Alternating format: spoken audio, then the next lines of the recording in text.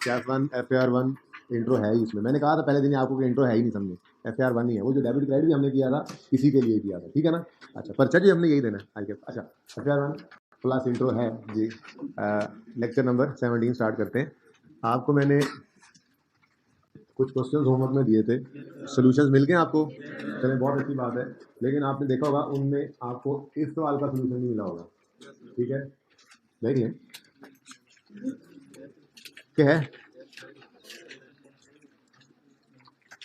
चलें ये सवाल हम मिलके करते हैं। एक चीज़, एक तो सारा रिपीट भी हो जाएगा, दूसरा जो 2 स्टेप्स रह गए थे डिस्पोजल के वो भी कर लेंगे, डिस्पोजल अकाउंट बनाना भी सीख लेंगे, ठीक है। तो ये सवाल शुरू करते हैं।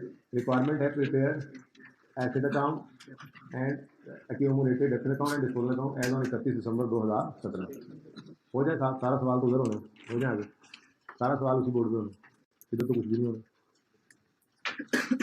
जी। शुरू करें सवाल।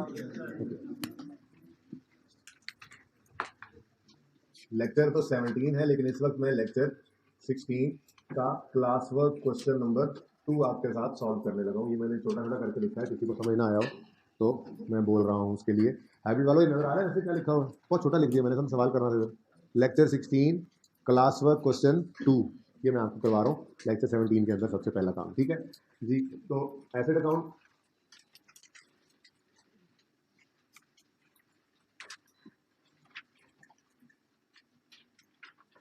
रुपीज में किया या रुपीज इन थाउजेंड में किया आपने? रुपीज वाले कितने, रुपीज इन थाउजेंड वाले कितने हैं? ये ज़्यादा है। अच्छा ऐसा करते हैं, रुपीज़ में कर लेते हैं, थाउजेंड वालों को तो उसका आंसर मिल ही जाना, ये ना हो थाउजेंड में करूँ तो रुपीज़ वालों को समझ ना आ रही है, ठीक है ना। चलें तो रुपीज़ में कर लेता हूँ। अच्छा, वैसे कितने बच्चों ने होमवर्क अटेम्प्ट किया है?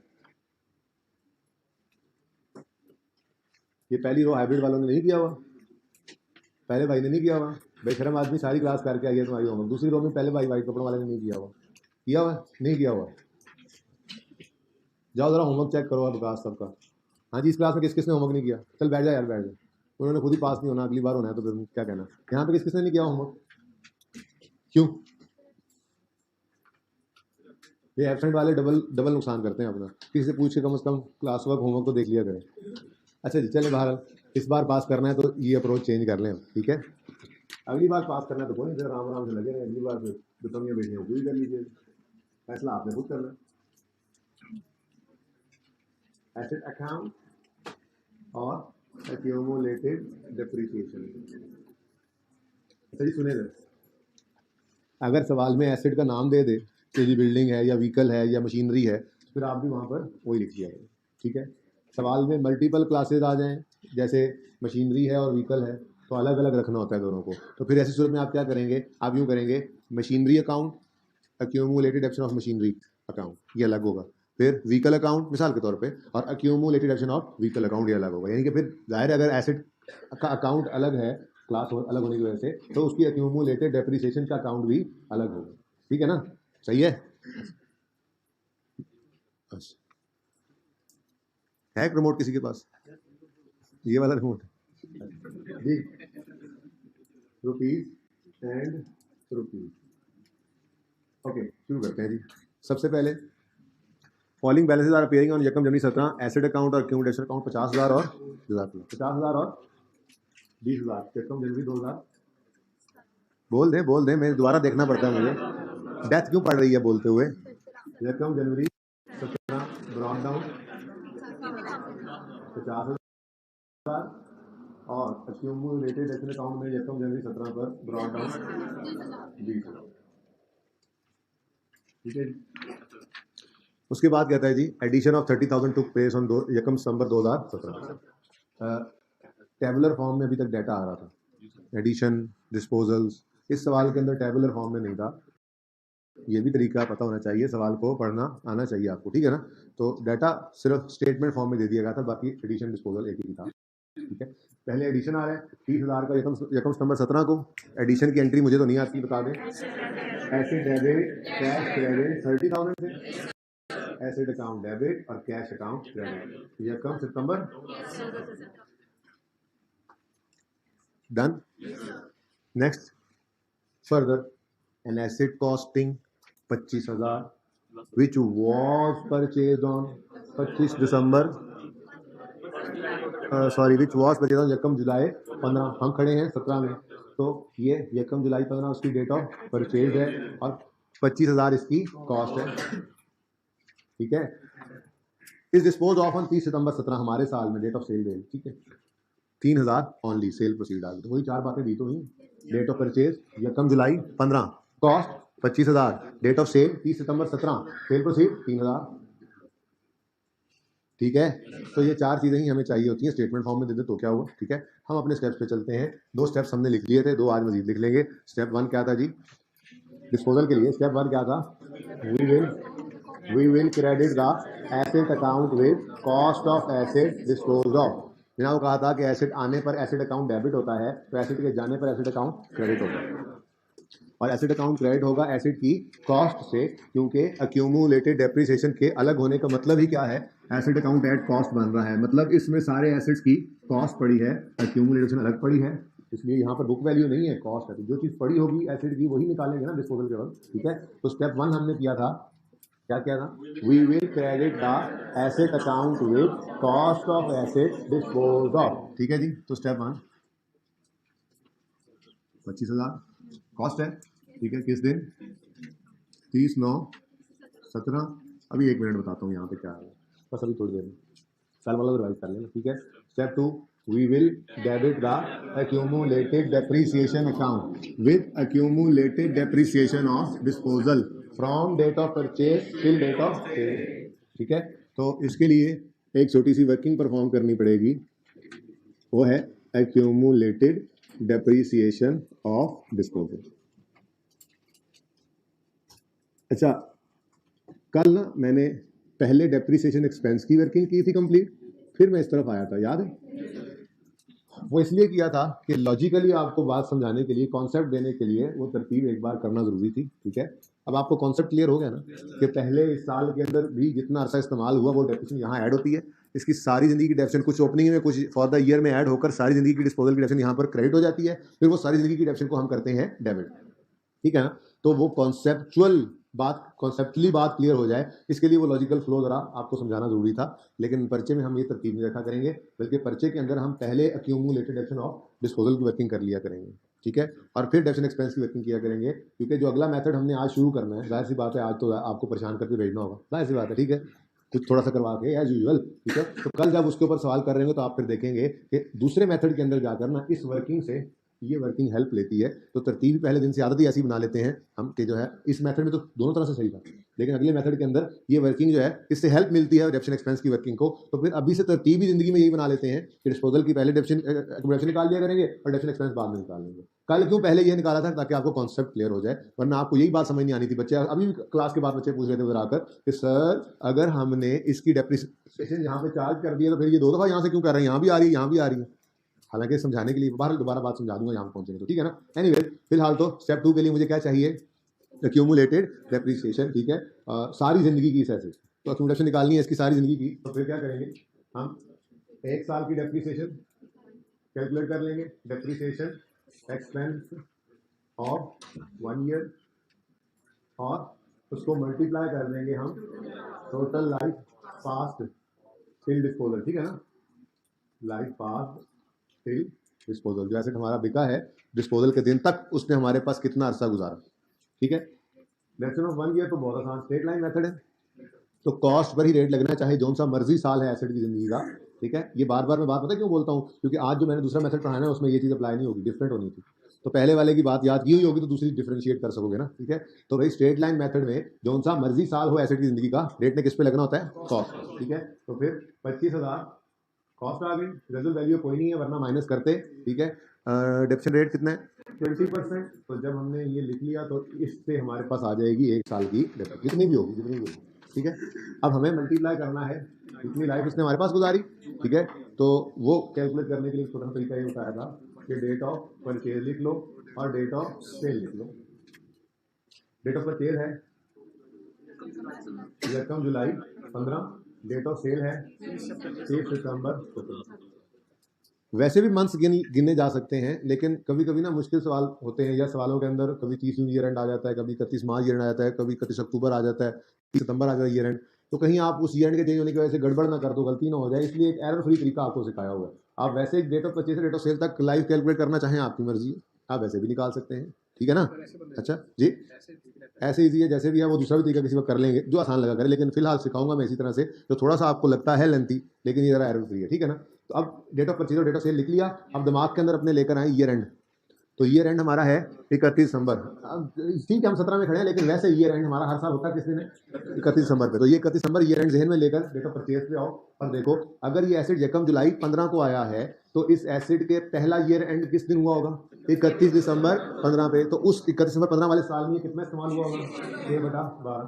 फिर 31 दिसंबर 16 वाले साल में पूरा साल, और 31 दिसंबर 17 वाले हमारे साल में 9/12। तो टोटल आ गया 2.25 साल, 2.25 ईयर, ठीक हो गया। जब ये 2.25 ईयर हम यहाँ पर लिखेंगे तो आंसर क्या आएगा, 11,250। ये 11,250 जाने वाले एसिड की सारी जिंदगी की एक्यूमुलेटेड डेप्रिसिएशन। कितने बच्चों का सही आया था आंसर? अच्छा, ये फिगर का आंसर किस किस का सही नहीं आया था? अच्छा, हाथ खड़े रखें, क्या गलती हुई? कॉस्ट में लिख दिया था जी, मार्क्स गलत दिए थे, और जी कैलकुलेशन इधर किसका गलत है?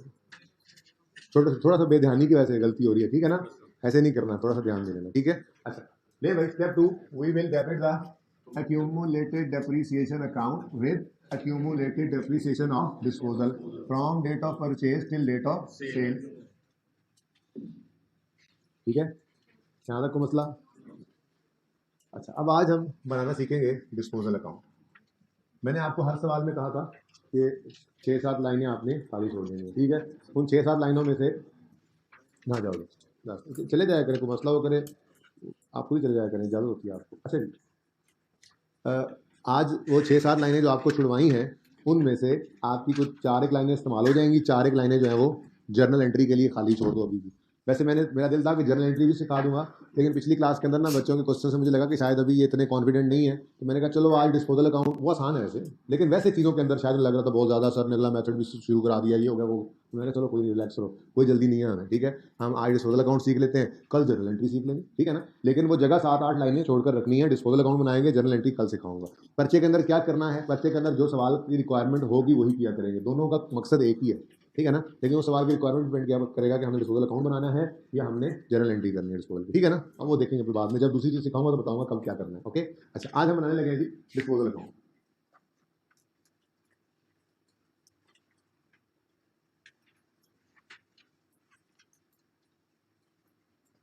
एसेट अकाउंट की नेचर क्या होती है, और एक्यूमुलेटेड एसेट अकाउंट की नेचर, और डिस्पोजल अकाउंट की नेचर क्या होगी, debit credit, debit credit, credit debit, debit credit, credit debit. इसकी कोई नेचर नहीं होती, इसकी कोई नेचर नहीं होती, इसमें हम स्टेप्स का सिर्फ सेकंड इंपैक्ट डालते हैं, स्टेप्स का, इसमें हम स्टेप्स का सिर्फ सेकंड इंपैक्ट फेंक देते हैं, ठीक है। ये सिर्फ थोड़ी देर के लिए आता है,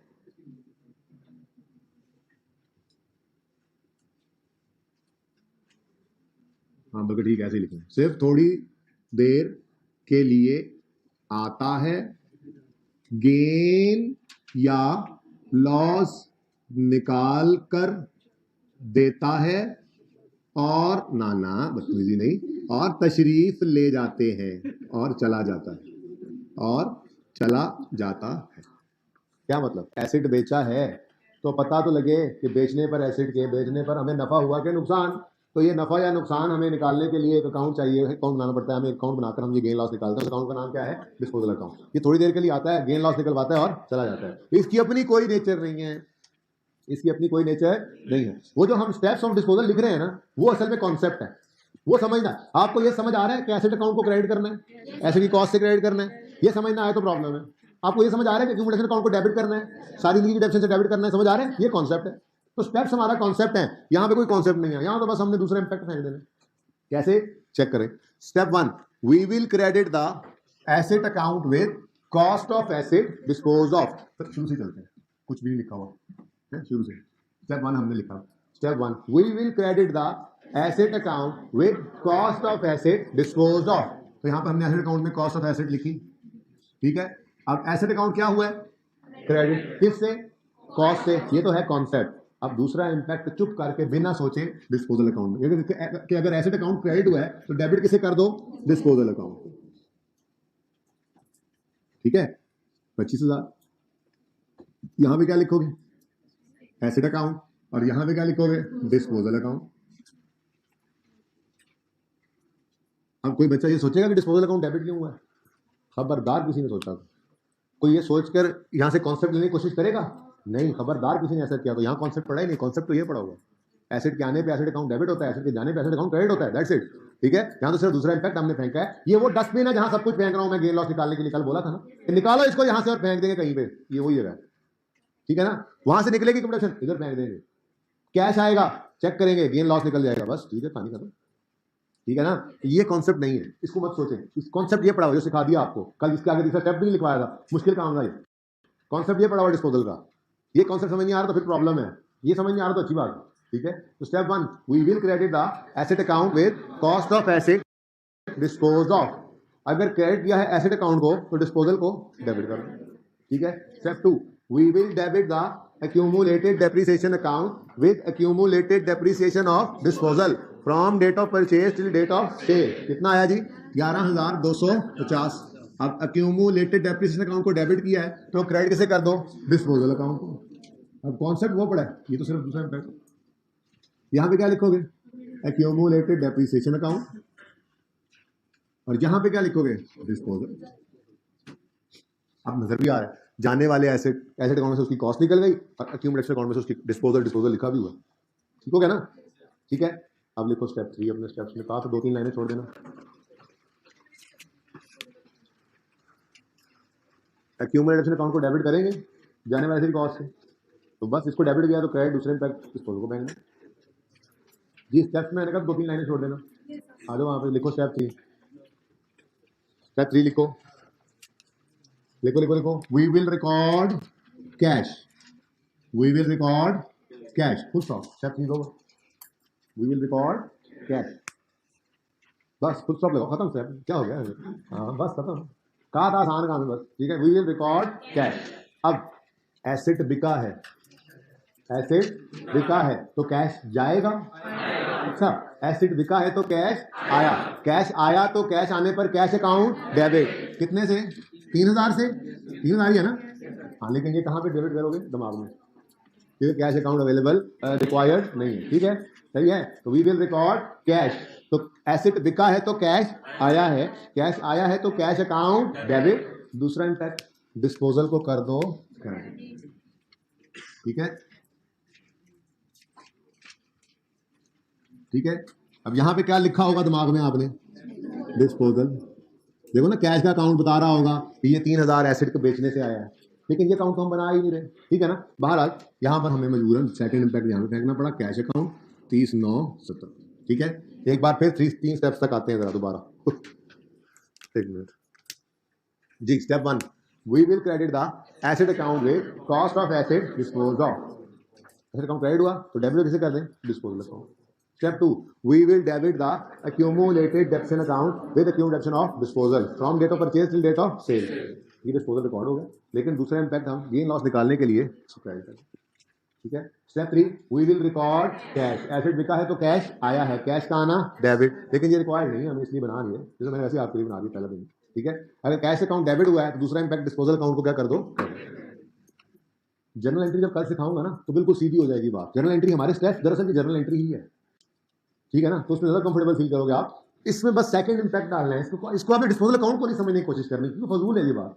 ऊपर कॉन्सेप्ट पड़ा हुआ है, यहाँ पे सिर्फ गेन लॉस निकालने के लिए हमने यहाँ पे चीज़ों को फेंक लिया और गेन लॉस निकाल के इसको लपेट के फेंक देंगे अकाउंट। गेन लॉस रख लेंगे अपने पास, गेन लॉस प्रॉफिट लॉस में ले जाएंगे, ठीक है ना। इसलिए इससे इससे कोई आपने डेबिट क्रेडिट समझ, इसकी नेचर तो है ही नहीं अपनी, यहाँ पे तो सिर्फ सेकंड इंपैक्ट आ रहा है हमारे स्टेप्स का। ठीक है, तो 3 स्टेप्स हो गए। स्टेप 4 लिखो, स्टेप 4 लिखो। Balancing figure will be, balancing figure will be gain और loss on disposal of fixed asset. Balancing figure will be gain slash loss, balancing figure will be gain और गेन लॉस निकालने के लिए ये laser बनाया ना। ये 3 स्टेप्स कर लो, चौथे स्टेप को जब लेजर, इस लेजर को जब बैलेंस करोगे तो गेन लॉस निकलेगा, ये लिखवाने लगोगे। ठीक है ना। तो balancing figure will be gain और loss on disposal of fixed asset which will be taken to, which will be taken to profit and loss account, which will be taken to profit and loss account।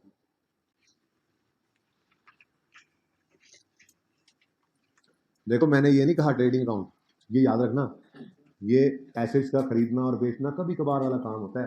तो अगर asset को बेचने पे gain आ जाए तो revenue नहीं कह लेना, और लॉस आ जाए तो कॉस्ट ऑफ सेल में नहीं डालना। क्या मतलब, प्रॉफिट एंड लॉस कहने का मतलब यही था। अगर फिक्स एसेट को बेचने पे गेन आ जाए तो जीपी के बाद अदर इनकम में, और अगर एसेट को बेचने पर लॉस आ जाए तो जीपी के बाद अदर एक्सपेंसेस। ठीक है, सही है। तो स्टेप 4 क्या है, बैलेंसिंग फिगर विल बी, हम लेजर को बैलेंस करेंगे ना, ठीक है। तो जो बैलेंस फिगर आएगी वो गेन होगा या लॉस होगा। तो कहाँ लेके जाना है, प्रॉफिट एंड लॉस में। तो बताओ जी, बैलेंसिंग फिगर किस तरफ आ रही है, डेबिट साइड हैवियर लग रही है मुझे, तो बैलेंसिंग फिगर क्रेडिट साइड पे आ जाएगी 10,750। ये क्या है जी, बैलेंसिंग फिगर है। अच्छा भैया देखो, ये गेन है चाहे लॉस है, हमारी बला से जाना कहाँ है इसने, बस यहाँ लिख दो प्रॉफिट एंड लॉस करने का। तो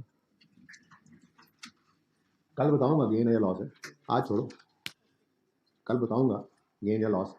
वैसे जबानी देखोगे ना तो ये लॉस बनता है, क्योंकि अगर 25,000 वाला एसेट 11,250 की वैल्यू लूज कर चुका था, तो उसकी बुक वैल्यू को 13,000 समथिंग थी। 13,000 समथिंग वाले एसेट के गेन हमें 3,000 मिला, तो 10,000 का नुकसान ही बनता है। 13,000 वाली हमारी चीज 3,000 बिके, 10,000 का नुकसान ही है ना। लेकिन छोड़ो इस बात को, अभी ये नहीं सोचना, नहीं सोचना अभी, ठीक है। अभी सिर्फ क्या है, काम चल गया, डिस्पोजल अकाउंट बन गया हमारा, नंबर पूरे मिल गए। स्टेप 4 क्या है, balancing figure will be gain और लॉस, चाहे गेन हो चाहे लॉस हो, कहाँ जाना है, प्रॉफिट एंड लॉस में। तो बैलेंसिंग फिगर के साथ प्रॉफिट एंड लॉस लिख दो। कभी बैलेंसिंग फिगर इस तरफ आएगी, कभी इस तरफ आएगी, जिस तरह मर्जी लिखी हो साथ लिख दो प्रॉफिट एंड लॉस, अल्लाह खैर सला। ठीक है, कल बताऊंगा गेन है या लॉस, ये ठीक है ना, सही है। यहाँ तक को मसला, सवाल पूरा कर लें फिर। चलो, रह क्या गया जी सवाल में, डेप्रिसिएशन एक्सपेंस की कैलकुलेशन बस है।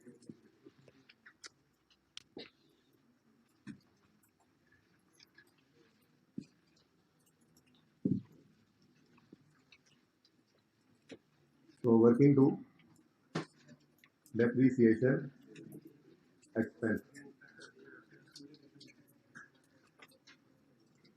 जी on opening assets excluding disposal। जी जी हाँ ये बताता हूँ मैं, एक मिनट रुक जाओ मेरा, पहले ये सवाल पूरा करने दो। पिछली क्लास में बचा लम्हा पाया सी, रुक जाओ। तो मैंने वहाँ यही कंक्लूड किया था आपकी क्लास में आने से पहले कि पहले सवाल पूरा कर ले, बीच में सवाल रह जाता है ना। तो ठीक है, बात करते हैं कि 5-7 मिनट लग जाए शायद मुझे, वैसे तो 2 मिनट में बात समझ आ जाती है, लेकिन ना समझ आए किसी एक आधे को तो 4-5 मिनट भी लग जाते हैं। तो ये सवाल पूरा करने में पहले मुझे, ठीक है जी। मेथड कौन सा है, स्ट्रेट लाइन मेथड है। तो चाहे जौन सा मर्जी साल है ऐसी जिंदगी का, हमें किसके ऊपर रेट लगाना होता है, कॉस्ट पे, ठीक है ना। तो ओपनिंग कॉस्ट ऑफ ऑल हमने यहाँ पर लेनी होती है, ऐसे ही। लेकिन अगर कोई एसेट बिक रहा है, ओपनिंग कॉस्ट ऑफ ऑल में से, ओपनिंग कॉस्ट ऑफ ऑल में से उस डिस्पोजल की कॉस्ट को माइनस कर, ओपनिंग कॉस्ट ऑफ डिस्पोजल्स एक से ज़्यादा हो तो एक से ज़्यादा को माइनस कर दो, ठीक है, इनटू रेट। ठीक है, हमारे सवाल में opening cost of all given है 50,000, ठीक है। और जाने वाले एसेट की कॉस्ट कितनी है, यानी कि ये 25,000 इस 50 में शामिल है ना, तो हम इसको 50 के साथ 7,000 जगह में 7,000, ठीक है। हमारे एसेट की 50,000 की जो कॉस्ट है उसके अंदर 25,000 वाले की कॉस्ट भी शामिल पड़ी हुई है, ठीक है ना। तो फिर हम क्या करेंगे, हमें ये 50,000 में से 25,000 वाले को माइनस कर दो, इसको यहाँ से निकाल लो, क्योंकि यहाँ पे पड़ा तो सारा साल डेप्रिशिएट हो जाएगा। इसको अलग ले जाकर जितना इस्तेमाल हुआ सिर्फ उतना सा डेप्रिशिएट कर लो, ठीक है ना। यहाँ से हमने इसको निकाल दिया और 20% से मल्टीप्लाई कर दिया, आंसर आ गया 5,000, ठीक है जी। अच्छा सुने, एक बड़ी अहम बात जो पिछली क्लास में भी आ रही थी बार बार बच्चों की तरफ से, कि जी अगर रेजिडुअल वैल्यू होती तो क्या करते। मैं कहता हूँ मिसाल के तौर पर ये 2 एसेट्स हैं, मिसाल के तौर पे, पता तो नहीं है ना, मिसाल के तौर पे ये 2 एसेट्स हैं, ठीक है। दोनों 25-25 हज़ार के हैं, सही है। और मिसाल के तौर पर सवाल कहता कि दोनों की रेजुअल वैल्यू 5-5 हज़ार है। अब क्या होता, हम 50 हज़ार में से 25 हज़ार माइनस करते, तो यहाँ पे एक एसिड रह जाता 25 हज़ार वाला, बोलो रह जाता, उसकी रेजुअल वैल्यू को यहाँ से माइनस करते हैं और फिर रेट लगाते हैं। जी फिर सुनो, मैं कह रहा हूँ कि मिसाल के तौर पे हमारे पास ये दो एसिड्स हैं टोटल, ठीक है, और रेजुअल वैल्यू सवाल में गिवन है।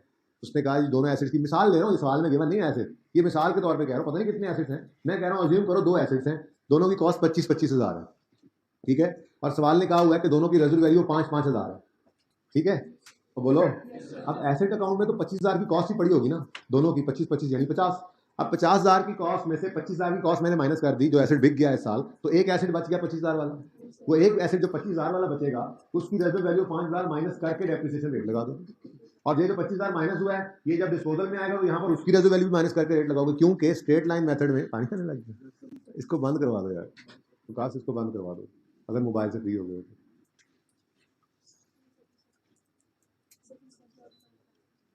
मैं तो सिर्फ इतनी सी बात कर रहा हूँ कि अगर रेजुअल वैल्यू सवाल में गिवन नहीं है, वैसे तो अगर गिवन हो तो क्या करना है, आप सोच के बताएं क्या करना है। एक मिनट जी, कोई बात नहीं, कॉस्ट में से रेजुअल वैल्यू को माइनस करते हैं, ठीक है, फिलहाल मैं कहता हूँ रेजुअल वैल्यू इग्नोर कर दो, ये दो एसिड्स हैं, इनमें से एक एसिड की कॉस्ट माइनस होगी, बाकी कितना बच गया, एक रह गया, तो फिर उस एक की रेजुअल वैल्यू को माइनस कर देना यहाँ से, और जो एक यहाँ से निकला है उसको अलग लाकर उसकी रेजुअल वैल्यू वहाँ पे माइनस कर देनी। ये मिसाल के तौर पे 5 एसिड्स हैं, ठीक है, इनमें से एक बिक गया, ठीक है, तो जो 4 बच गए उन 4 की रेजुअल वैल्यू माइनस कर दोगे, यहाँ से जो बचे हैं उन्हीं की रेजुअल वैल्यू माइनस करोगे ना, लेकिन सवाल के अंदर रेजुअल वैल्यू है नहीं भाई, ऐसे ही मैं परेशान कर रहा था आपको। अच्छा जी, जाहिर सी बात है क्योंकि यहाँ पे एसिड भी तो एडिड पड़े होंगे जी, वो उसको इधर ले आएंगे जैसे पहले करते हैं, यहाँ पे क्या होगा, यहाँ पे ऑन एडिशन आएंगे और ऑन डिस्पोजल आएंगे, तो डिस्पोजल के अंदर इसको निकाल कर लाना है, तो उसके साथ वही असर करेंगे जो हमेशा करते हैं, क्योंकि स्ट्रेट लाइन मेथड में cost minus रेजुअल value is a must, ठीक है, स्ट्रेट लाइन मेथड हो डेफिनेशन का, रेजुअल वैल्यू गिवन हो तो माइनस करना लाजमी है, बता रहा हूँ, टेस्ट के अंदर अगली दफा आ जाए कुछ ऐसी वैसी चीज तो फिर मुंह उठा के बैठे ना होना, ठीक है ना। हाँ अच्छा,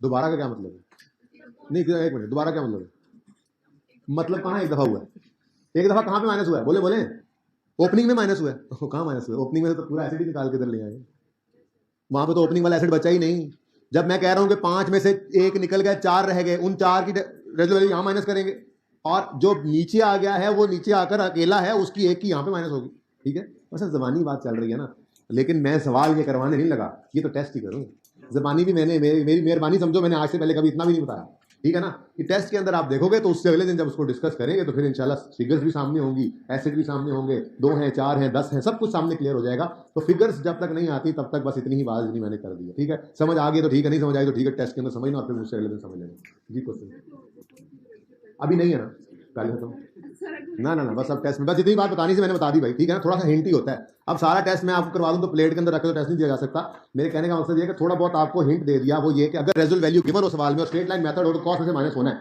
अब इतनी कोई कॉमन सेंस आपने खुद इस्तेमाल करनी है कि ओपनिंग के अंदर कितने पड़े हैं, कितने रह गए, कितने निकल गए, कौन सा कहाँ गया, रेजुअल वैल्यू कैसे माइनस करनी कैसे नहीं करनी, थोड़ा बहुत तो खुद भी सोचे ना, ऐसे थोड़ा ही है कि हम लाइन के बैगर बन जाए, ठीक है, कि जो लाइन खींच दी है उसी के पीछे पीछे लकीर के फकीर है, खुद से तो सोच नहीं सकते, तो बस ठीक है, काफी होगी बात, रेजुअल वैल्यू सवाल में गिवन है जी, तो नहीं गिवन तो भाई कोई डिस्कशन नहीं हो रही रेजुअल वैल्यू, क्योंकि जी टेस्ट के अंदर शायद कोई एक आधा सवाल होमवर्क में दे दूं, मैं देखूंगा, लेकिन वो भी पर टेस्ट में तो इंशाल्लाह मस्ट आएगा, ये कॉन्सेप्ट टेस्ट करूंगा कि स्ट्रेट लाइन मेथड के साथ सवाल होगा और उसमें रेजुअल वैल्यू भी होगी, जिसको बच्चे इग्नोर कर देंगे इंशाल्लाह, भूल जाएंगे ना तब तक, अभी तो हफ्ता तकरीबन पड़ा, ठीक है, तो जो भूल जाएंगे तो वो फिर बेचारे, और जो नहीं भूलेंगे वो सोच के कुछ ना कुछ करेंगे, और वो सवाल सामने होगा, फिगर सामने होंगी, इंशाल्लाह डिस्कस भी करेंगे, उसके उस सवाल को फिर देखकर जब तक समझ नहीं आएगा आगे नहीं जाएंगे, जुबानी बात इससे ज्यादा नहीं हो सकती, ठीक है जी। नेक्स्ट 25 हज़ार निकल गया तो इधर आ गया, ठीक है जी, बोलो ठीक है, ठीक है ना हमने, चलो 12-25 ऑन ओपनिंग ये कर लिया, उसके बाद ऑन एडिशन कितना है 30 हज़ार, रेट ऑफ डेप्रिसिएशन, अच्छा अगर रेजुअल वैल्यू होती तो यहाँ पे माइनस करते एडिशन की रेजुअल वैल्यू,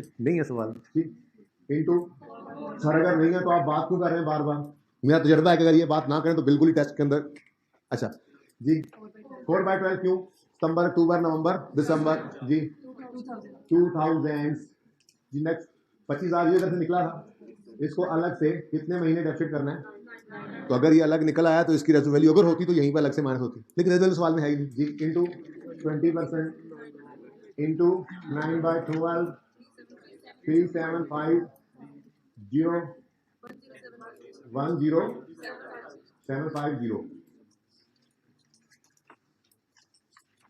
क्यों बातें कर रहे हो आपस में? क्या मसला है जो नहीं हल हो रहा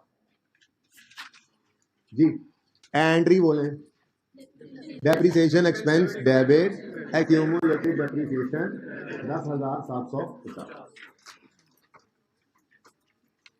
वर्किंग क्यू।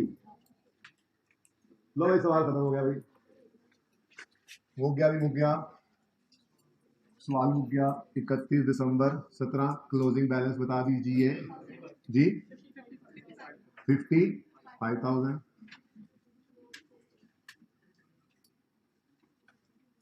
55,000 जी। और एक्यूमुलेटेड एक्शन में क्लोजिंग 19,500। डिस्पोजल अकाउंट वैसे कंप्लीट हो चुका है, तो खींच लो पिक्चर शिक्चर या कर लो नोट 1-2 मिनट में, और कोई सवाल तो पूछ लो अगर के अलावा वाला, मतलब इस सवाल में से कोई सवाल है तो पूछो। अगर ये हो जाए किसी ने बोला ना तो वो आगे आगे होगा मैं मगर मगर।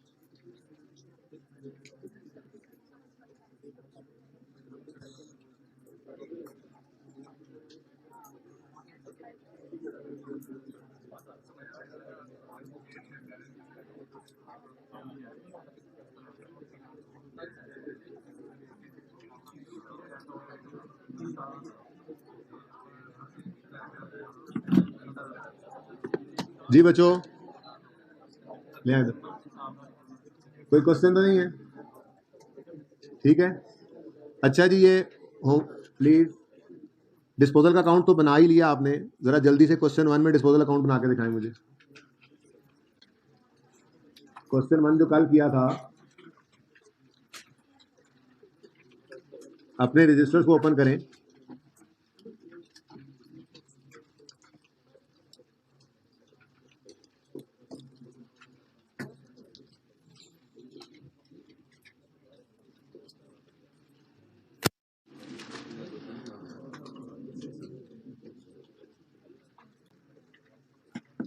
जी कल क्वेश्चन क्लास में मैंने करवाया था, उसमें जगह छोड़ी हुई थी, सारा कुछ हुआ पड़ा है, बस स्टेप्स को रिवाइज करते हुए स्टेप वाइज चलें। पहले 2 स्टेप्स आपके परफॉर्म्ड हैं, दूसरा इम्पैक्ट डाल दें, तीसरा स्टेप और चौथा स्टेप डिस्पोजल में आप रिकॉर्ड करें, बस जल्दी कर लें।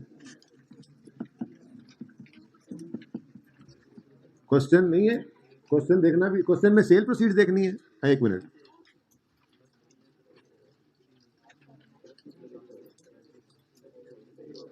कौन सा वैसे क्वेश्चन? लेक्चर नंबर 16 है ना ये? अच्छा 15 है, पक्की बात है यार? 16 अल्लाह के बंदे, ये सवाल सामने पड़ा हुआ है। सेल प्रोसीड से चाहिए ना 12,000 हैंड आउट होना चाहिए था घर पे। डिस्पोजल अकाउंट बाकी सारे बना के लाने हैं। 3 सवाल वो जो कल वाले होमवर्क के हैं, और एक आधा सवाल जो आज के होमवर्क में जिसमें अकाउंट्स बना रहे हो डिस्पोजल का बना लीजिए, फिलहाल बना ले, सीख रहे हैं।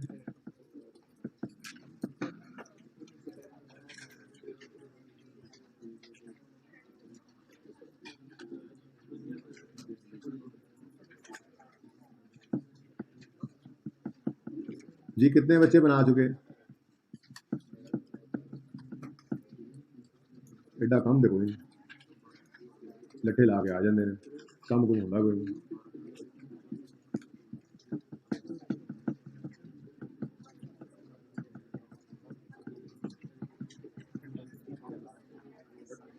हाइब्रिड में कितने बच्चे कर चुके हैं डिस्पोजल अकाउंट? जो सारे हाइब्रिड ने कर लिया है। अब बेशर्मो जल्दी करो, सुस्त लोगों। हाँ कितने बच्चे कर चुके हैं आपकी क्लास में? अभी भी आधे नहीं हुए।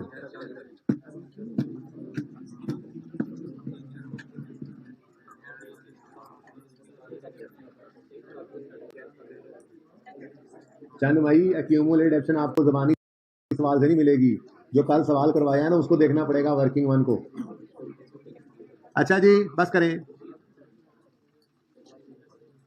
Step 1, we will credit the asset account with cost of asset disposed of. बातें बंद कर दें अब। तो एसेट अकाउंट में से 40,000 क्रेडिट किया था कल, उसको डेबिट कर दें डिस्पोजल अकाउंट में। ठीक है, सही है, ये बना लिया मैंने। Step 2, we will debit the accumulated depreciation account with accumulated depreciation of disposal from date of purchase till date of sale। तो आपने accumulated depreciation account को कल 11,000 से डेबिट किया था। ठीक है, accumulated depreciation account डेबिट हुआ तो disposal account को क्या कर दो, क्रेडिट। ये तो कल वाला काम था। आज स्टेप 3 हमने पढ़ा, we will record cash. Slow slow चल रहे हैं, कोई जल्दी नहीं है, खैर है, सीखना समझ आती है अकाउंटिंग की हर रोज। एंड पे जाके थोड़ा एक्स्ट्रा पढ़ना पड़ जाए, कोई मसला नहीं होता।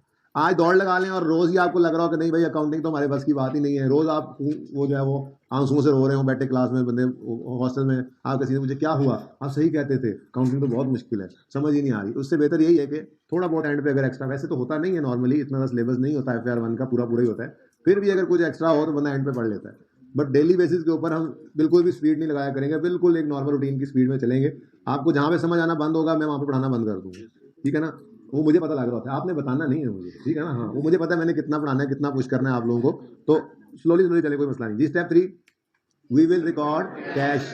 We will record cash. Asset बिका है तो कैश आया, कैश का आना दिमाग में आपने किया जी डेबिट होता है, तो डिस्पोजल का अकाउंट कर दिया आपने क्रेडिट 12,000 से।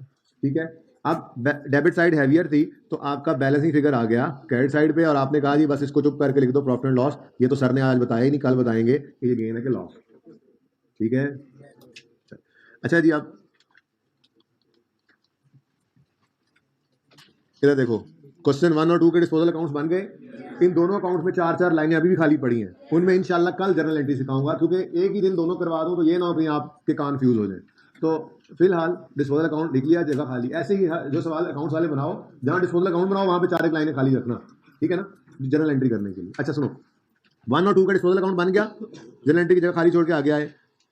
होमवर्क का 1, 2 और 3 इनके भी डिस्पोजल अकाउंट बनाने हैं। अब एक अगली अहम बात, कपासी काश्तकारों के नाम अहम पैगाम। अभी भी कुछ लोग नीचे देख रहे हैं, अमेरिकन सुंडी आ जानी है। अच्छा सुनो सुनो सुनो सुनो, अगर सवाल में डिस्पोजल एक से ज़्यादा हो तो मैंने कल कहा था अलग अलग डील करना, आज उस बात को कंप्लीट करता हूं। मैं ये कह रहा हूं कि डिस्पोजल अकाउंट भी अलग अलग बनाना। इसका मतलब ये कतन नहीं है कि डिस्पोजल अकाउंट कंबाइंड बनाना गलत है, बिल्कुल सही है, बल्कि किताब वाले सोल्यूशंस के अंदर आपको कंबाइंड ही मिलेगा, उसमें जगह बच जाती है ज़रा, ठीक है। लेकिन आपने जगह नहीं बिठानी, आपने पक्का अपने दिमाग में और दिल में ये बात बिठा लेनी है कि जितने मर्जी डिस्पोजल हों हम हर डिस्पोजल का अकाउंट अलग बनाएंगे, ठीक है। देखो ना, हमारे 3 एसेट्स बिके, किसी पे गेन है किसी पे लॉस है, एक डिस्पोजल अकाउंट बनाएंगे तो नेट में गेन या लॉस पता ही नहीं चलेगा किसके ऊपर गेन आया किस पे लॉस आया। तो मेरी तो यही चाहत होती है, मैं हमेशा इसी को पसंद करता हूँ कि हम डिस्पोजल अकाउंट अलग अलग बनाएं, जबकि इकट्ठे बनाना गलत नहीं है। तो आप लोग भी काइंडली यही कर लीजिएगा, मेरी रिक्वेस्ट है, ठीक है। इससे आपका कॉन्सेप्ट भी ज़्यादा क्लियर रहेगा, एरर के चांसेस भी बहुत ज़्यादा कम होंगे, बहुत ज़्यादा कम होंगे। अच्छा, तो डिस्पोजल जितने होंगे उतने डिस्पोजल अकाउंट बनाएंगे आप, ठीक है। जैसे क्वेश्चन नंबर 2 में डिस्पोजल 3 है, ठीक है। सवाल आपने घर पे किया होगा तो आपने क्यूमुलेटिव से 3 दफ़ा निकाली होगी। अलग अलग स्टेप्स है ना, ऐड करके तो वैसे भी हम एंट्री नहीं कर रहे होते, ठीक है। हमने पहले से बारे में कहा होगा इसकी कॉस्ट 40,000 ऐसे अकाउंट से क्रेडिट हुई, फिर इसकी प्रोडक्शन डेबिट की होगी आपने, फिर आप आज जाके आप कैश रिकॉर्ड करोगे, गेन लॉस आएगा, कैश, ठीक है। इसी तरह से दूसरे एसेट का अलग से एसेट अकाउंट में 70,000 क्रेडिट होगा, प्रोडक्शन डेबिट होगी, उस अकाउंट में से कैश रिकॉर्ड करोगे, गेन लॉस चेक करोगे, हर एक का अलग अलग पता लगे। तो तीन डिस्पोजल्स हैं तो 3 डिस्पोजल के अकाउंट बनाओगे, ठीक है, सही है। अच्छा, ये बात भी हो गई, ये बात भी होगी। हाँ, ये भी बड़ा अच्छा सवाल था, क्यों, इसमें 3 क्लासेस आ रही थी एसेट्स की, तो मतलब तीनों के अलग अलग अकाउंट ही बनाने हैं, इनको तो इकट्ठा करना बिल्कुल भी इजाजत नहीं है। वो तो डिस्पोजल अकाउंट तो मेरी फरमाइश पे आप अलग अलग बना रहे हैं ना हर डिस्पोजल का, ठीक है, लेकिन यहाँ पे तो आपको इकट्ठा करना जायज़ ही नहीं है। ये कभी भी ऐसा नहीं हो सकता कि आप प्लांट मशीनरी फर्नीचर और व्हीकल का एक अकाउंट बना दें, नेवर, ठीक है। बैग बड़ा बंद करके कस के रख लिया तुमने, किधर जाना है कहीं? अच्छा, बांधन नहीं, अच्छा ठीक जी। तो जितनी क्लासेस ऑफ एसेट्स हैं उतने लेजर, ठीक है।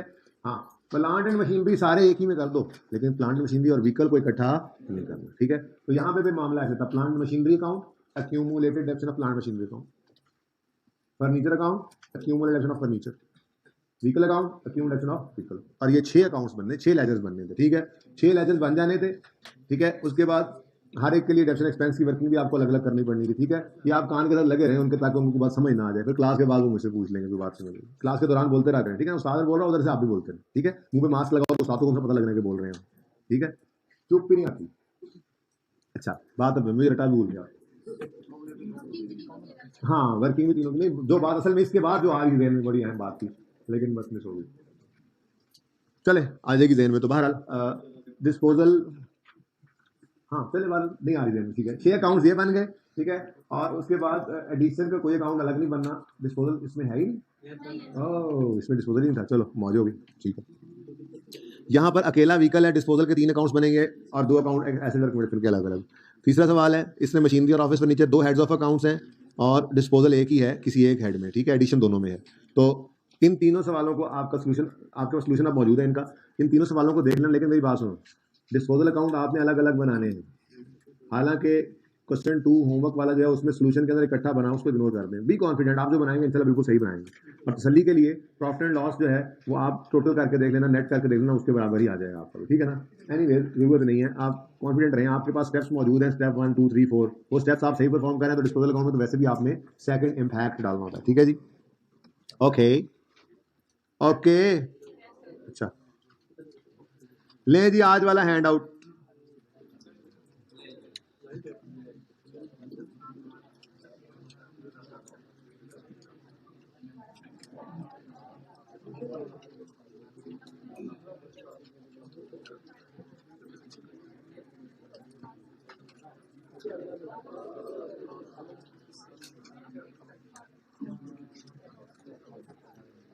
अगर आप लोगों की इजाजत हो तो मैं बात कर लूं कुछ,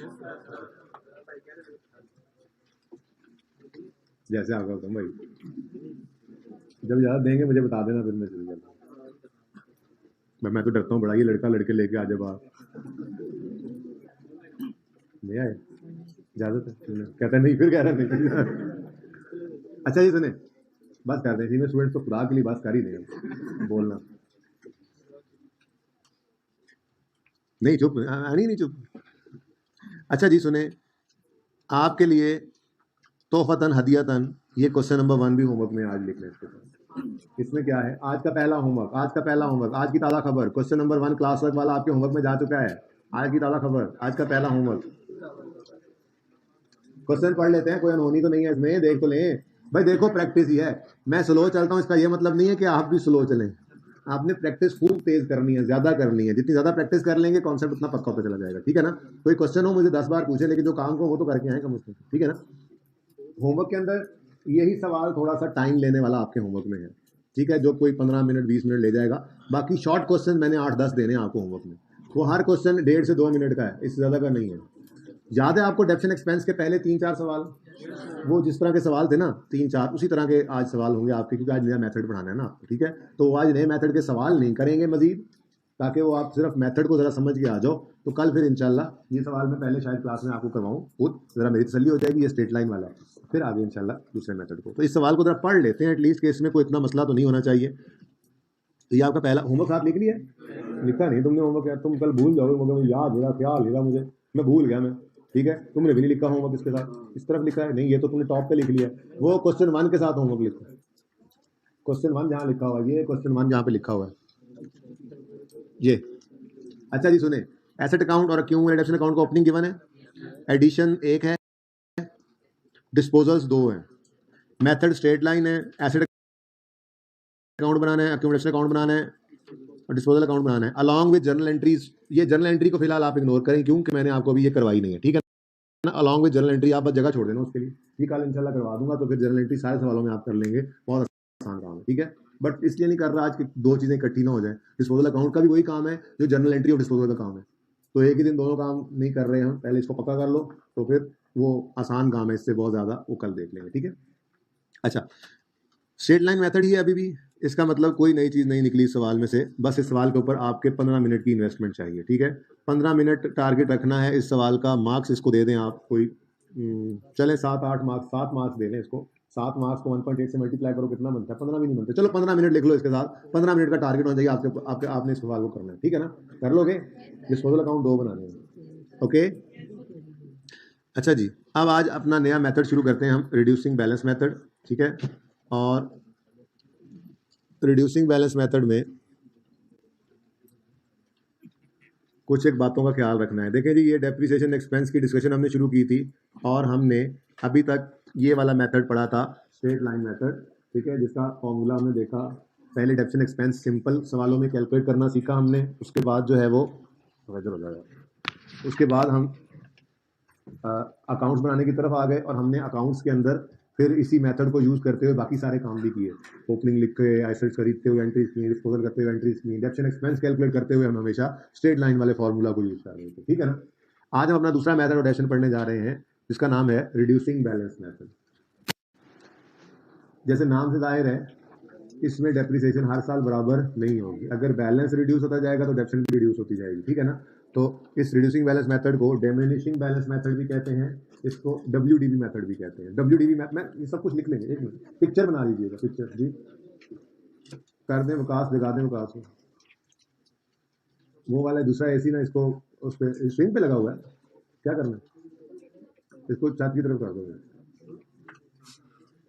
अच्छा सुने जी, WDB मेथड क्यों कहा जाता है, एक मिनट में आपको समझ आ जाएगी बात। जरा मैं आपको मेन पॉइंट्स इसके जहन में बिठाने के लिए लिखवा दूं। सबसे पहली चीज, मैं बार बार इतनी जिद मार के हर बार ये बोलता है स्ट्रेट लाइन मेथड हो, रेट ने कॉस्ट पे लगना है, एक तो ये बात पे बहुत जोर देता है। दूसरा मैं ये बात पे बहुत जोर देता है कि अगर रेजुअल वैल्यू गिवन हो तो कॉस्ट में से माइनस करनी है। लेकिन मैं हर बार साथ बोलता था स्ट्रेट लाइन मेथड में, स्ट्रेट लाइन मेथड में, स्ट्रेट लाइन मेथड में, ताकि गैर महसूस तरीके से आपको 2-3 दिन के अंदर ये बात आपके दिमागों में बैठ जाए कि अगर straight line method of depreciation हो और सवाल में रेजुअल वैल्यू गिवन हो तो हमने कॉस्ट माइनस रेजुअल वैल्यू करना है, ठीक है, एक बात। और दूसरी बात, अगर स्ट्रेट लाइन मेथड हो तो जौन सा मर्जी साल हो एसेट की जिंदगी का, हर साल रेट ने कॉस्ट पे लगना है, ठीक है जी। रिपीट, मैं कैसे टू रिपीट, दो बातें मैं पिछले 3 दिन से कर रहा हूँ। पहली बात, अगर स्ट्रेट लाइन मेथड है तो रेट ने हमेशा कॉस्ट पे लगना है, जौन सा मर्जी साल आ जाए एसेट की जिंदगी का। WDB को इग्नोर करते थे, ठीक है ना, कॉस्ट पे रेट लगाते थे या डिवाइड करते थे लाइफ से। दूसरी बात आपको मैंने ये बताई हुई बार की कि अगर स्ट्रेट लाइन मेथड हो और रेजुअल वैल्यू सवाल में गिवन हो तो हमने कॉस्ट माइनस रेजुअल वैल्यू करके डेप्रिसिएशन रेट लगाना है, ये लाइफ से डिवाइड करना है, ठीक है। ये दोनों बातें स्ट्रेट लाइन के लिए मखसूस थी, हमारे इस नए मेथड के अंदर ये दोनों बातें ही उलट हो जाएंगी। पहली बात, अगर सवाल में रेजुअल वैल्यू गिवन भी हो, मेथड अगर रिड्यूसिंग बैलेंस हो तो हमने डेप्रिसिएशन एक्सपेंस कैलकुलेट करते हुए उसको इग्नोर करना है। एक बात, अभी लिखा हुआ सब आपके सामने आ जाता है, मैंने पिछली क्लास में लिख लिया आपके लिए, ठीक है ना। सर सुनो फिलहाल, ठीक है, रिड्यूसिंग बैलेंस मेथड हो तो रेजुअल वैल्यू जो है वो डेप्रिसिएशन एक्सपेंस कैलकुलेट करते हुए इग्नोर की जाती है। क्यों इग्नोर की जाती है ये भी थोड़ी देर पता लग जाएगा, ठीक है। दूसरी बात, रिड्यूसिंग बैलेंस मेथड हो तो रेट ऑफ डेप्रिसिएशन एक तो जरूरी है होना, लाइफ से काम नहीं चलेगा। क्यों, देखो अगर लाइफ से आपने डिवाइड कर दिया तो फिर तो वही वाली सिचुएशन बन गई, हर साल डेप्रिसिएशन बराबर वाली। तो लाइफ से डिवाइड वाला काम नहीं होना, एक तो हमें रेट चाहिए, ठीक है, क्या चाहिए, रेट चाहिए, ठीक है। रेट नहीं गिवन होगा तो कैसे निकलना है उसका फॉर्मूला भी आपको बता देता हूँ, ठीक है। यार छोड़ ही दो विकास, 10 मिनट तक गुजारा करें जी, फरमाइशें नहीं खत्म होती, वहीं से बैठ के ट्राई करो, बच्चों के आगे आ रहे हो, ठीक है, गुजारा हो जाएगा ना 10 मिनट। अच्छा सुने, मैं बड़ी अहम बात कर रहा हूँ इस वक्त, रिड्यूसिंग बैलेंस में वो बीच में 3-4 बच्चे गायब हो गए, वो नजर ही नहीं आ रहा। वकास खड़ा था तो गायब हो गया, क्या देख रहे हैं यार, उधर इधर ध्यान करें आप, बात कर ली है मैंने जी। रिड्यूसिंग बैलेंस मेथड हो तो रेजिडुअल वैल्यू सवाल में गिवन हो तो इग्नोर करनी है व्हाइल कैलकुलेटिंग डेप्रिसिएशन, ठीक है। और दूसरी अहम बात, आपने रेट ऑफ डेप्रिसिएशन लगाना है हमेशा WDB पर। दोनों बातें डिफरेंट होगी। पहली बात, स्ट्रेट लाइन में क्या कहा करते थे, अगर स्ट्रेट लाइन मेथड है तो रेजिडुअल वैल्यू सवाल में गिवन हो तो कॉस्ट में से माइनस करके डेप्रिसिएट करना। रिड्यूसिंग बैलेंस मेथड आया तो मैंने कहा अगर रिड्यूसिंग बैलेंस मेथड हो और सवाल में रेजिडुअल वैल्यू गिवन हो तो इग्नोर करना। दूसरी बात मैं कहता होता था कि straight line method of depreciation है तो सवाल में जो सा मर्जी साल उस एसेट की जिंदगी का है, आपने रेट हर साल किस पे लगाना है, कॉस्ट पे। आज ये बात भी बदल गई कि आपने रेट हमेशा किस पे लगाना है, WDB। और अगर रेट गिवन ना हो, लाइफ गिवन हो तो बेहतरीन 1 ओवर यूजफुल लाइफ कर देंगे, इधर नहीं हो कम चलना, स्ट्रेट लाइन मेथड नहीं है। इसीलिए मैंने कहा था आपको कि ये conversion of life into rate and vice versa जो है ये only under straight line method है, ये मैंने आपको बताया था, ठीक है, याद आया कुछ, ठीक है ना। क्योंकि देखो ना, 1 ओवर लाइफ कर दें और रेट निकाल लें तो वो तो अल्टीमेटली वही बात होगी, स्ट्रेट लाइन वाली बात होगी, ठीक है। तो ये वाला काम यहाँ पे नहीं अवेलेबल। चलो जी, अब ये वाली बातें क्या करना चाहिए ये देख लेते हैं, जरा देखते हैं। मैंने ये 3-4 बातें जो लिखी हैं, पहली बात मैंने कही resale value is ignored while calculating depreciation expense. Depreciation expense निकालते हुए अगर रेजल वैल्यू गिवन हो सवाल में तो उसे क्या करना है, इग्नोर करना है। दूसरी बात, depreciation rate is applied, depreciation rate is applied on WDV और बुक वैल्यू, ठीक हो गया। और तीसरी बात, rate of depreciation is necessary and if missing in question it will be calculated using following formula। और वो फॉर्मूला क्या है जी, फॉर्मूला ये है, रेट निकालने का फॉर्मूला ये है 1 minus nth root s over c। ऐसा फॉर्मूला शायद आपने EFC वगैरह में कहीं पढ़ा हो, ना भी पढ़ा हो तो मुझे इससे क्या, मैंने तो ये फॉर्मूला लिख दिया और इसकी कैलकुलेशन आपको सिखा देनी है, क्या कुछ है इसके अंदर, ये n c s क्या है ये बता देना है, कहानी खत्म हो जानी है, ठीक है। तो जिसने नहीं पढ़ा हुआ कोई बात नहीं, पढ़ ले, उसने पढ़ा हुआ है वो दोबारा पढ़ ले, ठीक है। तो रेट रिड्यूस मेथड में अगर मिसिंग हो तो फिर हमें ये फॉर्मूला से रेट लगा निकालना पड़ता है, 1 ओवर लाइफ करके नहीं काम चलना, ठीक है। तो सही है ना, क्यों 1 ओवर लाइफ करके, फिर तो वही स्ट्रेट लाइन वाला मामला हो गया, हर साल लेकिन बराबर वाली बात, ठीक है। तो इस फॉर्मूला के अंदर n यूजफुल लाइफ को कहते हैं, s स्क्रैप वैल्यू या रेजल वैल्यू, s डिनोट करता है स्क्रैप वैल्यू को, तो रेजल वैल्यू कहते हैं, और c कॉस्ट को कहते हैं, ठीक है। ये मेन पॉइंट ऑफ डिफरेंस है रिड्यूसिंग बैलेंस मेथड या WDV मेथड या डिमिनिशिंग बैलेंस मेथड, जो मर्जी कह रहे हैं, ठीक है।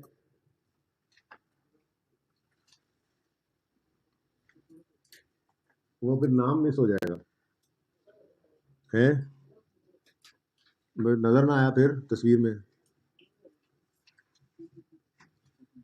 गुजारा हो जाएगा।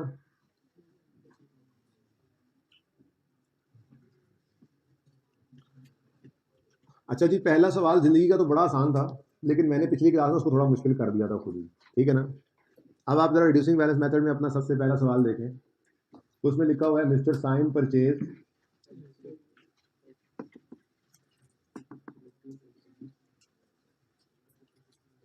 सही है तस्वीर भाई, आगे चल पड़ूँ। ये जो सिपाही ने अभी भी खींची है तस्वीर, सेल्फी तो नहीं खींच रहे थे, आमिर भाई की तस्वीर तो नहीं खींच रहे थे जी। पिछली बार ना किसी बच्चे ने, पीछे बैठा हुआ ऐसे बच्चा होता है ना, तो आगे वाले बच्चे ने वो तस्वीर जैसे बोर्ड की नहीं खींचते, वो बोर्ड तस्वीर खींचते हुए बच्चे ने असल में सेल्फी वाला कैमरा ऑन करके वो तस्वीर खींच ली थी वो तस्वीर, ठीक है ना। पिछले ने वो तस्वीर खींच के अपलोड। तो ऐसे बच्चे भी होते हैं, उस्ताद दिखा रहे होते हैं कि हम तस्वीर बना रहे हैं, बोर्ड की बना रहे होते हैं अपनी, ठीक है। अच्छा जी, सेल्फी तो नहीं बनानी ना। पहला सवाल, mister Saim purchase an asset costing 2 lakh on 1 January 2019। The asset has a resale value of 19,850 at the end of its useful life. Asset is absent under reducing balance method. ये समझो कि ये गिवन नहीं है, ठीक है, थोड़ी देर के लिए समझो कि ये गिवन नहीं है, ठीक है। Rate is missing in question, rate आ गया फिर तो कुछ भी नहीं है सवाल में, ठीक है।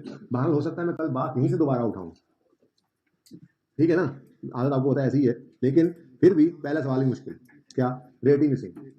अगर रेट मिसिंग है तो लाइफ देना जरूरी है, ठीक है ना। तो साथ ही आप कहीं पे लिख लो यूजफुल लाइफ इज 5 ईयर्स, चलो दिमाग में लिख लो बस, छोड़ो। थोड़ी देर के लिए रेट को अज्यूम करो मिसिंग है, और सवाल में लाइफ यूजफुल लाइफ कितनी है, 5 साल, ठीक है ना। अब जब ये सवाल करने लगेंगे तो मसला क्या आएगा, मसला ये आएगा कि देखो मैंने फॉर्मेट वही रखा है, date description asset method straight line है, तो सिर्फ डेप्थ एंड एक्सपेंस नहीं बदलना है ना, बाकी एसेट कॉस्ट तो आज भी कॉस्ट है, WDV आज भी एसेट लेस इक्विटी को WDV कहेंगे, ठीक है ना। तो फॉर्मेट हमने सेम ही रखा। अब 1 जनवरी 19 पर एसेट खरीदा 200 का, 2 लाख का था, 200 कर दिया, ठीक है ना। 31 नवंबर 19 पर डेप्थ निकालने लगे तो ये मेरे पास रेट अवेलेबल नहीं है, ठीक है। लाइफ से डिवाइड कर नहीं सकता, 200 डिवाइड बाय 5 करूँ तो हर साल डेप्थ बराबर बराबर वाला मामला हो जाएगा, ठीक है। तो इसके लिए मुझे एक वर्किंग की जरूरत पड़ी, ठीक है। ये सब बच्चे पहले करें, ये डाटा आपके पास जी, ठीक है। 19,850 रेजल वैल्यू है, 2 लाख कॉस्ट है, रेट गिवन नहीं है, और लाइफ जो है वो 5 ईयर्स है। 36.99 इज इक्वल टू 37%। कैलकुलेट कर लें सारे बच्चे फॉर्मूला लगा के, शाबाश शाबाश शाबाश, फॉर्मूला लगाकर रेट निकालें। समझें ये रेट मिसिंग है सवाल में, ये चौथे सवाल में ना रेट मिसिंग है जो आपको होमवर्क में देना है, इसलिए कर लो अभी, चौथे सवाल में मिसिंग है ये, होमवर्क वाले सवाल में।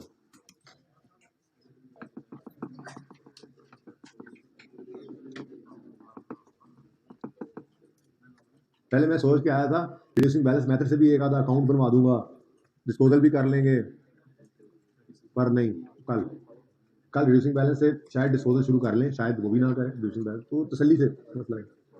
ये फिक्स एसेट एंड डेप्रिसिएशन पे 20 से 22 लेक्चर लगते हैं, बात सुन ले मेरी, बड़ी अहम बात कर रहा हूँ मैं। और ये 20 से 22 लेक्चर लगाने के एंड पर कोई बच्चा अगर ये कहे आसपास ये सुनो कि यार इतना टाइम क्यों लग रहा है, तो उसे कहना खुदा के लिए ऐसी बात ना करो, ये 30 से 35% की वेटेज है इसकी पर्चे में मिला जुला के जी बन जाती है, हर जगह घुसा होगा, हर जगह ये पाया जाएगा। आपने इसको सही तरह से कर लिया, आप इतने को कंफर्टेबल हो जाएंगे कि आपको पूरी FR1 के अंदर बार बार तकलीफ से नहीं गुजरना पड़ेगा। तो इसकी वेटेज मैं वैसे कह रहा हूँ, जरा ज्यादा कह गया, कभी कभी इतना भी आ जाता है, लेकिन इसका अपना प्योर सवाल 18 से 20 नंबर का होता है और तकरीबन 10 से 15 नंबर। भाई साहब एक्सक्यूज मी, खड़े हो जाए जरा, हाँ खड़े हो जाए, दोनों ही खड़े हो जाए, पीछे निकल जाए, रास्ता दो यार। 18 से 20 नंबर का इसका अपना सवाल आता है और 10 से 15 नंबर का ये मिक्सचर होता है डिफरेंट क्वेश्चंस के अंदर, तो माने क्या ना 30 से 35 नंबर, ठीक है। तो इसको हल्का मत लीजिएगा, जिसने इसको हल्का छोड़ा वो हर टॉपिक में बार बार परेशान होगा। बार बार परेशान होने से बेहतर है अभी एफर्ट कर लो, क्योंकि इसने हर टॉपिक के अंदर आना है, हर टॉपिक के अंदर आए होना है, एडजस्टमेंट इसकी आ रही होनी है फिक्सेशन की, बड़ा इंपॉर्टेंट है, ठीक है। तो इसलिए आप बिल्कुल सुकून से कर रहे हैं चीज़ों को, जल्दी नहीं है, समझते रहें, लेकिन जो होमवर्क मिले फिर उसमें गुंजाइश में छोड़े। ये ना फिर होमवर्क में 3 सवाल है तो एक कर लिए, 2 छोड़ दिए, यहाँ फिर मार खाएंगे आप, ठीक है ना। फिर वो मेरी सारी मेहनत को भी ज़ाया करेंगे जो मैं स्लोली चीज़ों को समझा रहा हूँ आप, ठीक है। अच्छा ले जी, रेट मिसिंग था, रेट निकाला हमने इस फॉर्मूला से 1 minus n through s over c, n है यूजफुल लाइफ, वो मैंने आपको बताई 5 साल है, ठीक है। दरवाजा किसने खोला, बंद कर जी। और स्क्रैप वैल्यू, रेजो वैल्यू कितनी है जी, 19,850 कॉस्ट है, ये मैंने 1000 में नहीं लिखा, खैर रेट निकाल लिया बस, पहले लिख दिया बस था, ठीक है। इंटू 100 करोगे तो 37% तकरीबन आ गए।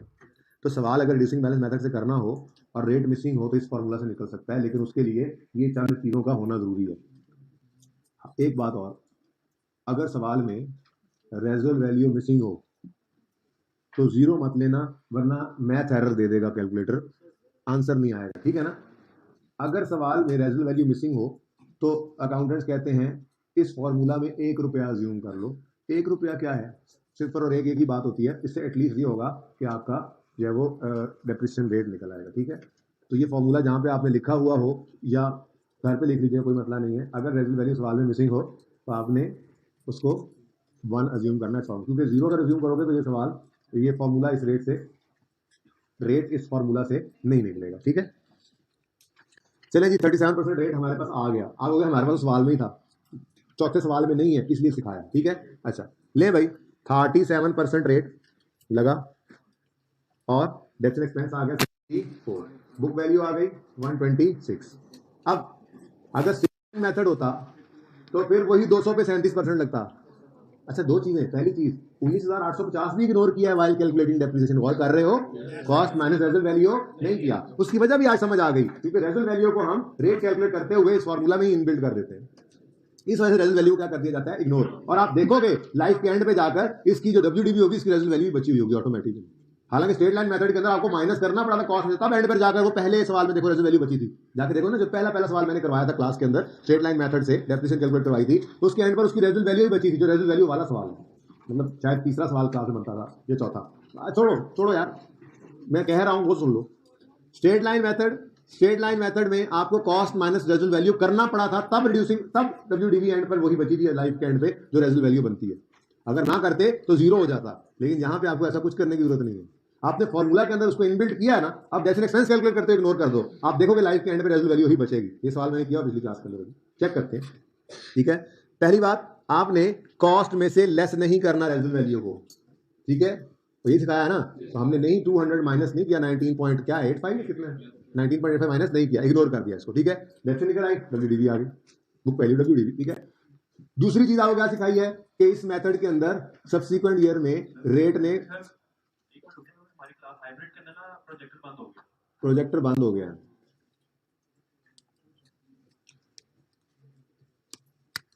प्रोजेक्टर बंद, आवाज क्या आ रही है ना, तो सुनते रहो फिर भाई, आप जल्दी करें इसको भाई, सुनते रहो। और रजिस्टर्स के ऊपर ये आप लोग ना सवाल को सॉल्व करना शुरू कर चुके हो, लिखो जल्दी से रजिस्टर्स पे, लिखो हाइब्रिड वालों, लिखो आप लोग भी लिखो भाई, चलो उनकी वजह से आप लोग भी लिखो।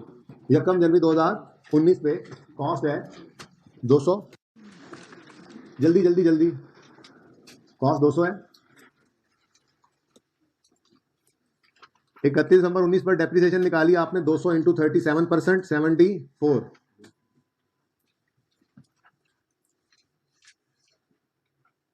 ठीक है। निकल आई डेप्रिसिएशन। हाइब्रिड वालों आप लोग मुझे नजर आ रहे हो, बातें मत करो आपस में। आपकी बत्ती गुल हुई है, मेरी नहीं गुल हुई जी। 74 की डेप्रिसिएशन माइनस हो गई तो बुक वैल्यू कितनी आ गई 126। अब मैंने कहा पहली बात तो हमने अचीव कर ली कि हमने डेप्रिसिएशन एक्सपेंस कैलकुलेट करते हुए रेजिडुअल वैल्यू को इग्नोर किया। मैंने ये बात बड़ी स्पेसिफिक करके बोली थी कि डेप्रिसिएशन एक्सपेंस कैलकुलेट करते हुए रेजिडुअल वैल्यू को इग्नोर करना है। ये ना हो रेट कैलकुलेट करते हुए भी इग्नोर कर दो। रेट कैलकुलेट करते हुए इग्नोर नहीं करना। रेट कैलकुलेट करते हुए उसको हमने कंसीडर किया था, डेप्रिसिएशन एक्सपेंस कैलकुलेट करते हुए रेजिडुअल वैल्यू को इग्नोर कर दिया। ठीक हो गया, पहली शर्त पूरी हो गई। अब जब 31 दिसंबर 19 की बुक वैल्यू से आगे 31 दिसंबर 20 की डेप्रिसिएशन निकालने लगे तो 31 दिसंबर 2020 की डेप्रिसिएशन निकालते हुए 200 पर फिर 37% लगा देंगे। गलत गलत हाइब्रिड वालों, 200 के ऊपर नहीं, वो तो कॉस्ट है, वो तो स्ट्रेट लाइन मेथड की खसूसियत थी। हमने अब 126 के ऊपर रेट ऑफ डेप्रिसिएशन लगाना है 37%। ठीक है, और डेप्रिसिएशन आ गई आपकी 46.62। 2 डेसिमल तक यूज कर लो 46 पॉइंट। और भाई ये मत देखो उनके तमाशे, हाइब्रिड के अंदर जो बैठे हुए हैं उस साइड पे, दरवाजे वाली साइड पे, ये छोड़ दो उनको देखना। भाई अपना सवाल करो, आप लोग क्या कर रहे हो यार जी। तो दूसरे साल 31 दिसंबर 20 की डेप्रिसिएशन है 46.62। 46.62 तो WDV कितनी आ गई 79.38। 31 दिसंबर 20 की WDV कितनी है जी 79.38। अब 31 दिसंबर 2021 पे आप डेप्रिसिएशन निकालने जाओगे तो फिर 126 वाली बुक वैल्यू यूज करोगे ना। ये नहीं कि आपने जो एक बुक वैल्यू पहले साल आ गई वही यूज करी जाओगे, ये तो फिर वही बात बन जाए कहीं ना कहीं जाके। ठीक है, जो सबसे रिसेंट बुक वैल्यू है आपने वो यूज किया करनी है। ठीक है, तो फिर 31 दिसंबर 2021 पे डेप्रिसिएशन निकालते हुए आपने 79.38 पर 37% लगाना है। 79.38 पर हाइब्रिड वालों ऑन हो गया, सही है जी। तो 79.38 पर 37% लगाएंगे, यानी सब्सिक्वेंट ईयर में आपने लेटेस्ट बुक वैल्यू पर रेट लगाना है। लेटेस्ट बुक वैल्यू पे। ठीक है, तो दोनों बातें अचीव हो गई हमारी। पहली मैंने क्या कहा था, रेजिडुअल वैल्यू को इग्नोर करेंगे, हर साल इग्नोर कर रहे हैं। दूसरी मैंने कहा था रेट में लगना है WDV या बुक वैल्यू के ऊपर। देख लो बुक वैल्यू पे लग रहा है, एक गलती होगी बस, पहले साल के अंदर रेट कॉस्ट भी लग गया, गलत हो गया ना। पहले साल बुक वैल्यू है ही नहीं, कॉस्ट ही बुक वैल्यू है। ठीक है, अब जब हम हर साल बुक वैल्यू पे रेट लगाते आए तो 5 साल इसकी यूजफुल लाइफ थी। 5वें साल के एंड पर इसकी बुक वैल्यू तकरीबन 19.85 ही बची। ठीक है, तो ये मैं आपसे अर्ज कर रहा था कि हालांकि हमने रेजिडुअल वैल्यू को इग्नोर किया था, लेकिन यूजफुल लाइफ के एंड में वो बची, क्योंकि फार्मूला के अंदर हमने इसको इनबिल्ट किया हुआ था और हर साल रिड्यूसिंग बैलेंस मेथड है तो WDV पे रेट लगा रहे थे। ठीक है, तो प्रूव भी हो गया कि हम इसको इग्नोर क्यों करेंगे। ठीक है, अब सुने आखिरी बात बोलूंगा, चले कोई बात नहीं, होमवर्क लिख लेगा। ठीक है, होमवर्क जरा तसल्ली से, हाँ अब पहले होमवर्क लिख लो। उस वक्त नहीं याद कराया, सो गए थे तुम। एंड पे मैंने कहा था सवाल के एंड पे बताना मुझे, अल्लाह के बंदे। अच्छा चलो कोई बात नहीं, बताता हूँ जी। पहले तो ये हो गया जी क्वेश्चन 1, उसके बाद रिड्यूसिंग बैलेंस क्वेश्चन 2 मैंने करवा दिया है। 3 के अंदर और कुछ नहीं कहा जा रहा है कि सिर्फ अज्यूम करो डेट ऑफ परचेज अकाउंट जनवरी नहीं है। अब ऐसे छोटे छोटे सवाल हैं, शॉर्ट क्वेश्चन हैं। इसके बाद 4 के अंदर जो काम होना मुश्किल था वो मैंने पहले करवा दिया, क्या रेट मिसिंग है, फॉर्मूला बता दिया, निकाल के आपने कैलकुलेट करना है। ठीक है, 5 फिलहाल छोड़ दें। ठीक है, तो फिलहाल अभी आगे है होमवर्क, बंद ना करो। ये 1 ये तो स्ट्रेट लाइन वाला था ना, फिर रिड्यूसिंग बैलेंस में 2 3 4 ये होमवर्क में, 5 कल मैंने पहले आपको करवाना है। ठीक है ना, इसलिए ये लिख लो कल मैं करवाऊंगा, मतलब कल मैं करवाऊंगा। आगे आता है होमवर्क में 1 2 3 4 5 6 7 ये शॉर्ट क्वेश्चंस हैं, बिल्कुल वैसे ही जैसे मैंने पहले दिन स्ट्रेट लाइन वाले सवाल कराए थे। 2-2 मिनट का एक सवाल है। ठीक है ना, 7 तक। ठीक है, 8 में फिर फुल फ्लैज क्वेश्चन है, इसको नहीं करना। जब तक मैं कोई full fledge question reducing balance का नहीं करवा देता आपने नहीं करना। ठीक है, तो फाइनल होमवर्क क्या हो गया, होमवर्क वाले क्वेश्चन में 1 से लेकर 7 तक और क्लास वर्क वाले क्वेश्चन में 1 से लेकर 4 तक। ठीक है, जिंदगी रही तो कल मिले।